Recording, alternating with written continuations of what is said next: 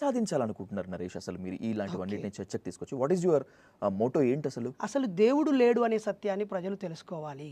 Okay, స్వర్గము లేదు, నరకము లేదు, ఆత్మ లేదు, పునర్జన్మ లేదు, మనం అనుభవించేటువంటి జీవితానికి తలరాత లేదు, కర్మ సిద్ధాంతం లేదు. బైబిల్ అంటే మత గ్రంథం అనుకుంటున్నారండి మూర్ఖులు.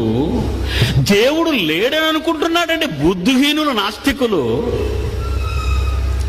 లేకపోతే ఎవడు నడుపుతున్నాడు రా వీటిని?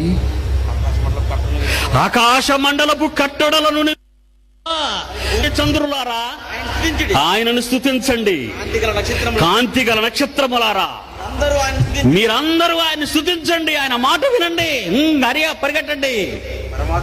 పరమాకాశములారా, ఆకాశము పైనున్న జలములారా ఆయనను స్తుతించుట.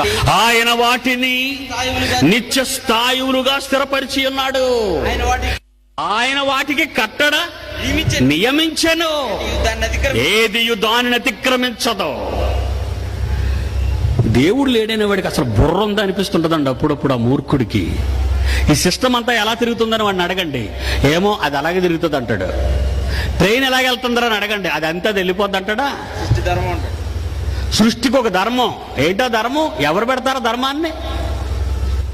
ఇంటర్నేషనల్ వైడ్ లో నాస్తికుడనే వాడు ఎవడైనా ఉంటే, ఈ రోజు పబ్లిక్ గా చెప్తున్నాను, ఇంటర్నేషనల్ వైడ్ లో దేవుడు లేడనే నాస్తికుడు ఎవడైనా ఉంటే, ఎనీ ఇంటర్నేషనల్ ఫిగర్ పోటీకి సిద్ధం.